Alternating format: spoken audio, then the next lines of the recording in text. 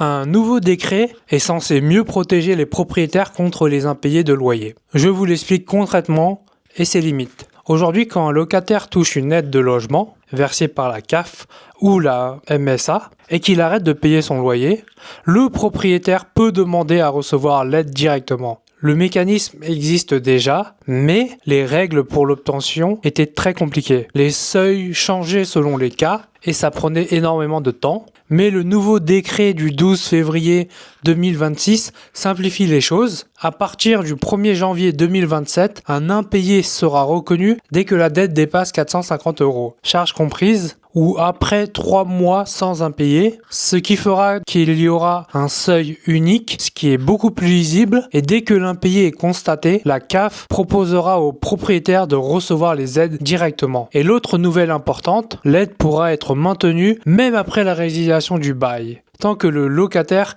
reste dans le logement, ça évite que la suspension de l'aide aggrave la dette du propriétaire. Et l'avantage, c'est que ça va empêcher le locataire de continuer à toucher l'aide tout en ne payant plus son loyer, mais ça ne remplace pas une assurance loyer impayé parce que l'aide au logement ne couvre qu'une partie du loyer. Si un locataire vous doit 500 € par mois et que l'aide représente 350 €, vous ne récupérerez que les 350 €, pas les 150 € restants. Tout le reste, les charges, les arriérés, seront à votre charge et le décret ne raccourcit en rien les procédures judiciaires. Et attention à un détail que beaucoup de gens ratent, si vous recevez déjà l'aide directement et que le reste à charge du locataire est faible, le nouveau seuil de 450 € peut en fait retarder la détection de l'impayé par rapport à l'ancien système. C'est une amélioration administrative réelle, mais ça ne règle pas le problème de fond. Le loyer reste partiellement impayé, la dette continue de couvrir et le propriétaire